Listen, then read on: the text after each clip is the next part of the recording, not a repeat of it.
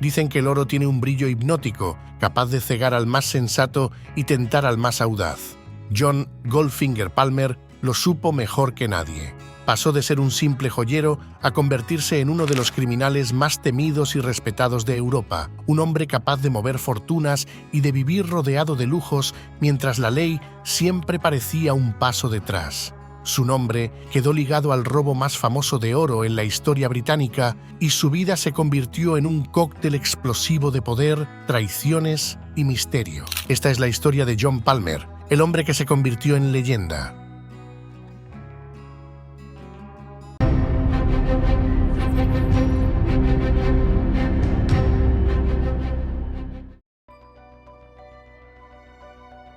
Solihull, Warwickshire, década de 1950. Una Inglaterra todavía marcada por la austeridad de la posguerra, donde las familias obreras intentaban sobrevivir en un mundo que cambiaba demasiado rápido. En una casa modesta vino al mundo John Edward Palmer, uno de 7 hijos. Su hogar era bullicioso, lleno de carencias y disciplina, donde aprender a compartir era una necesidad constante y salir adelante, una obligación diaria. Desde niño mostró dificultades para leer y escribir. La dislexia lo convirtió en blanco de burlas y en motivo de impaciencia para sus maestros. La escuela no era un refugio, sino un campo de batalla en el que siempre terminaba perdiendo. Esa sensación de fracaso temprano lo empujó a buscar respeto en otro lugar, en la calle, en el trabajo, en el dinero. No era un niño que destacara por sus notas, pero sí por su astucia y capacidad de improvisación. A los 15 años abandonó la educación formal.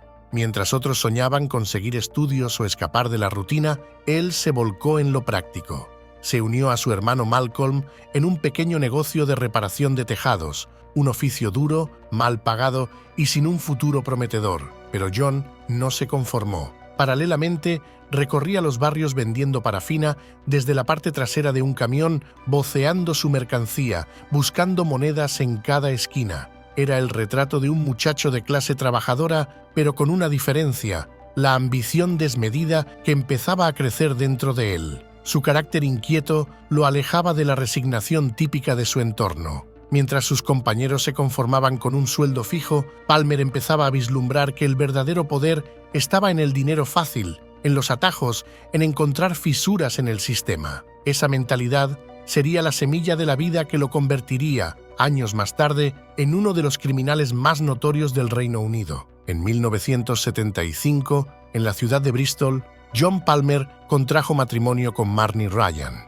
Ella representaba la estabilidad, la posibilidad de formar una familia y la fachada respetable de un hombre de negocios en ascenso. Pero bajo esa superficie se gestaba otra vida, mucho más oscura y peligrosa, que lo llevaría a convertirse en el protagonista de una de las mayores tramas criminales del Reino Unido. A finales de los años 70, Palmer decidió dar un paso que marcaría un antes y un después en su vida: dejar atrás los oficios menores y sumergirse en el negocio del oro y la joyería, un sector donde el dinero circulaba con rapidez y donde las fronteras entre lo legal y lo ilícito se desdibujaban con facilidad. En el barrio de Bedminster, en Bristol, fundó la empresa Scadlin Ltd., pero Palmer no lo hizo solo. A su lado estaban 2 hombres que, aunque menos conocidos por la prensa, jugarían papeles determinantes en el rumbo de la historia: Garth Victor Chappell y Terence Edward James Patch. Victor era un hombre astuto, con contactos en el mundo de los negocios que rozaban lo turbio. No tenía la extravagancia ni la frialdad calculadora de Palmer, pero poseía algo igual de valioso: acceso a una red de comerciantes, prestamistas y figuras capaces de mover dinero sin dejar demasiadas huellas. Era en muchos sentidos el socio que ponía las piezas en la mesa para que Palmer pudiera jugar la partida.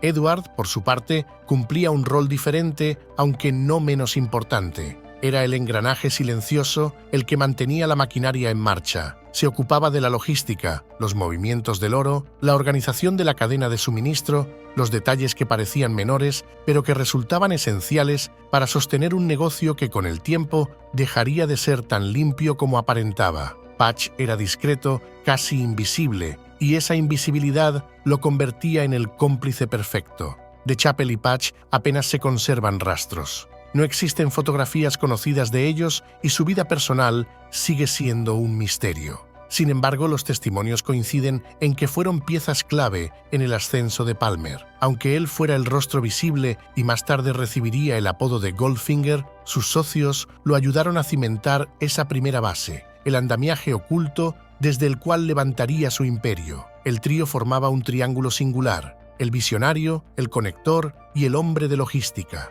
Juntos levantaron Skadlin como una fachada respetable, un escaparate brillante en el mundo de la joyería. Pero en el fondo, el negocio era también una puerta abierta a prácticas que no soportaban la luz del día. A simple vista, la compañía parecía una joyería más, un comercio legítimo en un barrio trabajador. Pero detrás de las vitrinas y los catálogos había mucho más. El oro, fácil de fundir y difícil de rastrear, se convirtió en el puente que unía el mundo legal con las sombras del crimen organizado. Skadlin no era solo un negocio, era el punto de partida de la carrera criminal que lo conectaría, años después, con uno de los robos más grandes y famosos de la historia británica, el atraco de Brink's-Mat en 1983. En 1980, un error dejó ver la verdadera cara de aquellos negocios. John Palmer y Garth Chappell fueron arrestados por un fraude de créditos en la compraventa de muebles. Se habían valido de referencias falsas para obtener financiamiento, un método simple pero ilegal. El juicio terminó con una condena de 6 meses de prisión condicional para Palmer. Fue una sentencia leve, casi un aviso, pero que mostraba dos cosas: que no le temía a los tribunales y que estaba dispuesto a manipular el sistema para su propio beneficio. Lo que en aquel momento parecía un tropiezo menor sería, en realidad, el preludio de algo mucho más grande, porque apenas 3 años después, la empresa Skadlin y los socios de Palmer se verían implicados en un episodio que pasaría a la historia criminal británica: el robo de Brink's-Mat, Londres, noviembre de 1983. En el aeropuerto de Heathrow, un grupo de 6 hombres armados irrumpió en el depósito de seguridad de la empresa Brink's-Mat. No iban tras dinero en efectivo ni obras de arte. Aquella mañana encontraron un botín inesperado: más de 3 toneladas de lingotes de oro puro, valorados en 26 millones de libras esterlinas. Un atraco que pronto sería conocido como el crimen del siglo. Entre los protagonistas figuraban nombres que quedarían grabados en la historia criminal británica. Brian Robinson y Mickey McAvoy, ambos con historial de delitos violentos, lideraban la operación, pero no trabajaban solos. Detrás de ellos se movía toda una red de receptadores, joyeros y especialistas capaces de lavar el oro robado, transformándolo en dinero limpio. Y es aquí donde el nombre de John Palmer y su empresa comenzaron a emerger. En Bedminster, Bristol, la joyería de Palmer y sus socios se transformó en un punto clave de la investigación. Años más tarde, la policía demostraría que aquel pequeño negocio había recibido y fundido parte del oro de Brink's-Mat, intentando darle apariencia de legalidad. En sus hornos, lingotes robados fueron convertidos en lingotes nuevos, sin marca, imposibles de rastrear. El plan parecía perfecto. Sin embargo, la avaricia de sus socios levantó sospechas. Apenas 2 días después de que Robinson y McAvoy fueran condenados a largas penas de cárcel, Chappell retiró 348.000 libras de las cuentas de Skadlin. Durante el juicio, las extracciones llegarían a superar 1.100.000 libras. El dinero desaparecía al mismo ritmo que los lingotes eran fundidos. Los registros policiales confirmaron lo que todos sospechaban. En los hornos de Skadlin se había procesado oro por valor de millones. Uno de los empleados, interrogado durante una redada, se negó a revelar qué habían estado fundiendo aquella mañana. La contabilidad de la empresa tampoco ayudaba. Los libros mostraban transacciones sin lógica donde el oro se vendía prácticamente al mismo precio de compra. Un movimiento absurdo en términos comerciales,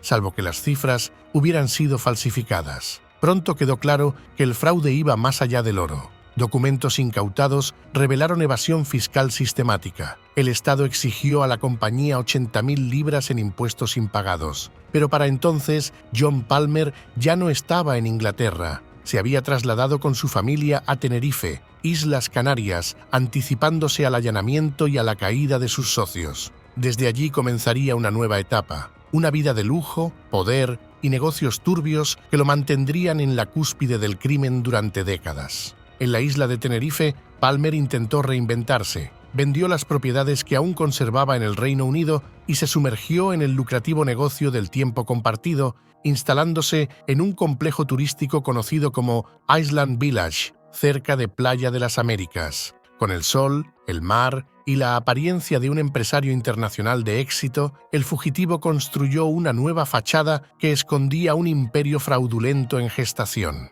Pero ni siquiera en Canarias estaba a salvo. Cuando España firmó un tratado de extradición con el Reino Unido, Palmer trató de escapar aún más lejos. Brasil. Fue su propia torpeza la que lo delató. Al intentar entrar en el país, presentó un pasaporte caducado. La policía brasileña lo detuvo en el aeropuerto y lo deportó directamente a Inglaterra. Allí, sin escapatoria, se vio obligado a sentarse en el banquillo.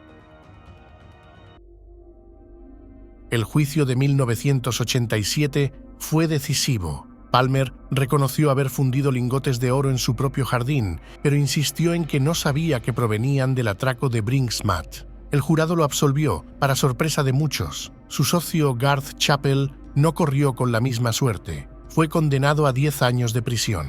La absolución de Palmer dividió opiniones. Para algunos, era la prueba de que había logrado engañar a todos. Para otros, un ejemplo de cómo la corrupción y los vacíos legales permitían que un hombre claramente implicado en el crimen del siglo escapara indemne. Lo cierto es que, a partir de entonces, Palmer dejó de ser un joyero cualquiera para convertirse en Goldfinger, el apodo con el que la prensa británica lo bautizó por su habilidad para fundir el oro robado y hacerlo desaparecer. El caso Brink's-Mat no terminó con las condenas. El atraco dejó tras de sí un reguero de cadáveres, ajustes de cuentas y fortunas desaparecidas. Se estima que gran parte del oro nunca fue recuperado y que aún circula en el mercado legal, mezclado con lingotes legítimos. Pero en medio de ese laberinto criminal, el nombre de John Palmer empezó a destacar como el de un hombre que supo escapar, reinventarse y sobrevivir, al menos por un tiempo. Tras salir ileso del juicio, Palmer regresó a Tenerife con un aura casi legendaria. Para muchos, aquel hombre que había burlado a la justicia británica no era solo un joyero astuto, era alguien que había elevado el crimen a la categoría de arte. Y allí, bajo el sol de las Islas Canarias, comenzaba a construir un nuevo imperio. El escenario no podía ser más propicio. En los años 80 y 90, Tenerife se había convertido en uno de los principales destinos turísticos de Europa. Miles de británicos llegaban cada año atraídos por las playas, la vida nocturna y las promesas de inversiones fáciles en propiedades vacacionales. El negocio del timesharing estaba en auge. Turistas ingenuos pagaban grandes sumas por la ilusión de tener un apartamento de lujo durante unas semanas al año. Palmer supo detectar la oportunidad. Desde su complejo Island Village diseñó un sistema tan complejo como fraudulento. Vendía las mismas semanas de uso de un apartamento a distintos clientes, multiplicando así las ganancias. Se calcula que, en su apogeo, miles de familias británicas fueron engañadas con contratos imposibles de reclamar. Su red no operaba sola. Palmer reclutó vendedores agresivos, abogados sin escrúpulos y una maraña de empresas pantalla en España, Reino Unido y paraísos fiscales. El dinero circulaba con una facilidad que llamaba la atención incluso en un negocio ya plagado de estafas. En los años 90 se decía que Palmer estaba generando fortunas a un ritmo imparable, pero mientras los turistas eran sus víctimas más visibles, Palmer también tejía lazos con un mundo mucho más oscuro. La policía británica sospechaba que mantenía conexiones con mafias rusas y grupos del crimen organizado en España, quienes utilizaban su estructura empresarial para lavar dinero a gran escala. El Goldfinger, que había comenzado fundiendo lingotes robados, ahora jugaba en la élite del crimen financiero internacional. En 1993, el diario The Independent reveló que los bienes de John Palmer estaban siendo congelados mediante una orden judicial Mareva, una herramienta civil que buscaba impedir que moviera su fortuna fuera del alcance de los tribunales. Los investigadores de Brink's-Mat, convencidos de que Palmer aún escondía parte del oro robado, rastreaban cada movimiento financiero con la esperanza de recuperar algo del botín. Sin embargo, Palmer siempre parecía un paso adelante. Mientras sus cuentas eran escrutadas, su estilo de vida se mantenía intacto. Mansiones en Tenerife, yates privados, relojes de oro macizo. La contradicción era evidente. El hombre que decía ser inocente de todo vivía como un magnate intocable. La justicia civil logró arrancarle pagos significativos, más de 360.000 libras a Lloyds, la aseguradora que había cubierto las pérdidas del robo de Brink's-Mat. Pero ese golpe financiero apenas arañaba la superficie de una fortuna que para entonces se estimaba en 300 millones de libras. La prensa comenzó a describirlo con tintes casi míticos. Era el hombre que lo tenía todo. Riquezas incalculables, contactos internacionales y la sangre fría suficiente para enfrentarse a los tribunales con una sonrisa. Pero detrás del brillo había fisuras, socios que reclamaban una porción mayor de las ganancias y una familia que comenzaba a resentirse por sus excesos. En 1994, el periodista Roger Cook lo expuso en televisión en un programa que lo bautizó como The Laundryman, el hombre lavandería. Ante millones de espectadores, mostró cómo Palmer utilizaba complejas estructuras para blanquear dinero sucio bajo la apariencia de inversiones legítimas. Lejos de hundirlo, aquella exposición reforzó su reputación de intocable, un hombre que desafiaba a la justicia y salía fortalecido. El golpe definitivo llegaría años después. En 2001, tras décadas de sospechas y frustraciones, las autoridades británicas armaron un caso sólido en su contra. En un giro sorprendente, Palmer despidió a su equipo legal y decidió defenderse solo, convencido de que nadie podía representarlo mejor que él mismo. Fue uno de los juicios por fraude más largos y costosos en la historia del Reino Unido. El veredicto fue implacable, culpable de organizar el mayor fraude de tiempo compartido jamás registrado. Los cálculos oficiales hablaron de 20.000 víctimas y pérdidas cercanas a 30 millones de libras. La sentencia lo condenó a 8 años de prisión, aunque terminó cumpliendo poco más de la mitad. Cuando salió en libertad, el mundo había cambiado. Su fortuna ya no era la misma. En 2005, Palmer se declaró en quiebra, con deudas que ascendían a casi 4 millones de libras. Sin embargo, incluso en la ruina, seguía siendo Goldfinger. Los rumores de dinero enterrado, inversiones ocultas y cofres de oro escondidos en Europa nunca desaparecieron. Lo cierto es que, incluso desde la cárcel, parecía mantener el control. La policía sospechaba que seguía manejando operaciones fraudulentas tras las rejas, delegando en una red de cómplices que ejecutaban sus órdenes. La imagen pública de un empresario caído nunca logró borrar la sombra del capo astuto que había sobrevivido a todo. El cambio de siglo trajo consigo un nuevo contexto y una justicia más decidida a acorralarlo, pero también marcó el inicio del fin. A pesar de las condenas, las quiebras y los juicios, Palmer seguía proyectando la imagen de un hombre intocable. No obstante, su historia estaba a punto de entrar en su capítulo más oscuro.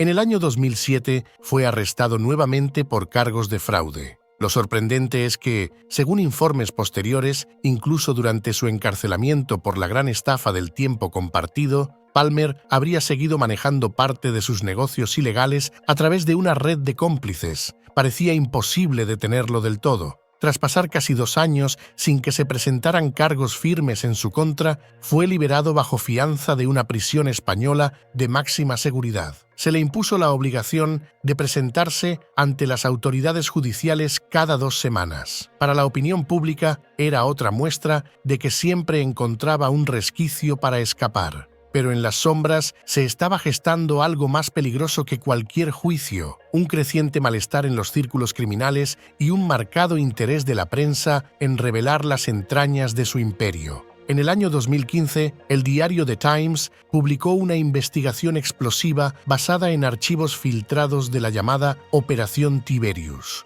Según esos documentos, Palmer habría estado protegido durante años por una camarilla de oficiales corruptos de alto rango dentro de la Policía Metropolitana. La revelación era demoledora. No solo había desafiado a la ley, sino que había convivido con ella desde dentro, comprando silencio y manipulando investigaciones. Los indicios apuntaban a que esa red de protección le permitió continuar operando, incluso cuando sus socios eran capturados. En una ocasión, allegados suyos fueron detenidos con una metralleta Uzi silenciada y más de 300 cartuchos de munición. La pregunta era inevitable. ¿Cómo había logrado Palmer mantenerse libre tanto tiempo? La respuesta se esfumó el 24 de junio del año 2015. Esa tarde, en su lujosa casa en South Weald, cerca de Brentwood, Essex, Palmer fue abatido a tiros. Tenía 64 años. Su cuerpo presentaba heridas en el pecho, el abdomen, el brazo, el codo, la espalda y los riñones. Le habían disparado 6 veces. Al principio, los médicos confundieron las marcas con secuelas de una reciente cirugía de vesícula. Solo la autopsia reveló la verdad. Había sido ejecutado con precisión quirúrgica. La noticia conmocionó a la opinión pública británica. El hombre que había escapado de tantas trampas legales, que había amasado fortunas y que había sido señalado como cerebro de estafas y fraudes internacionales, había caído por la vía más cruda, la de un sicario. La BBC lanzó un documental especial, presentado por Roger Cook, el mismo periodista que en 1994 lo había desenmascarado en The Cook Report. Allí se reveló que, desde 1999, Palmer había sido objeto de una operación de inteligencia secreta dirigida desde la base de la Royal Air Force Spade-Adam, en Cumbria. Durante 16 años, unidades clandestinas lo vigilaron, grabaron y siguieron cada movimiento. La operación, conocida como Alpine, estuvo bajo el control de la Agencia contra el Crimen Organizado y Grave, que más tarde se transformaría en la Agencia Nacional contra el Crimen. El seguimiento respondía a un temor mayor, que la corrupción en la Policía Metropolitana impidiera atraparlo por los medios tradicionales. Mientras tanto, en su vida privada, los conflictos se acumulaban. Palmer llevaba una doble existencia sentimental. Por un lado, estaba su esposa Marnie, con quien tuvo 2 hijas. Por el otro, sus parejas Christina Ketley y Saskia Mandinger, quienes también tuvieron hijos con él y en el año 2005 lo llevaron a los tribunales para exigir indemnizaciones que garantizaran una vida adecuada para ellas y sus descendientes. Aún en la intimidad, Goldfinger estaba rodeado de litigios y disputas. La investigación por su asesinato se convirtió en un laberinto. El 4 de febrero del año 2017, un hombre de 50 años, originario de Tyneside, pero residente en el sur de España, fue interrogado como sospechoso del crimen. No fue arrestado. Se presentó de manera voluntaria en una comisaría británica cuya ubicación nunca fue revelada. La prensa lo calificó como una pista difusa, una sombra más en una historia plagada de enigmas. Hoy,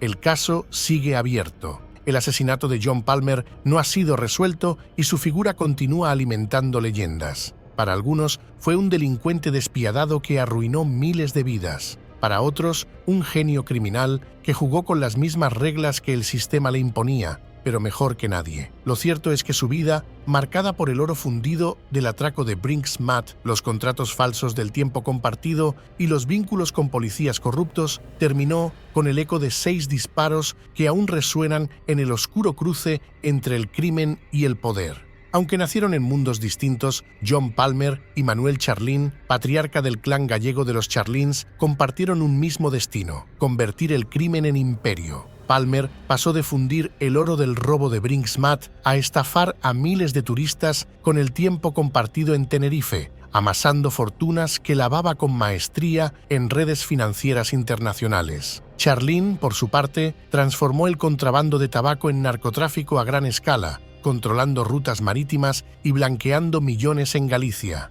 Ambos fueron perseguidos por la justicia, pero durante décadas se beneficiaron de cómplices, corrupción y silencios. Palmer murió a tiros en Essex en 2015. Charlín, en cambio, falleció en su tierra en 2021, anciano y aún temido. 2 trayectorias distintas, un mismo legado. El crimen organizado europeo del siglo XX no solo se escribió con balas, sino con oro, cocaína y dinero lavado. Si la vida de John Palmer te dejó sin aliento, la de Manuel Charlín te sorprenderá aún más. Haz clic en el video que aparece ahora en pantalla.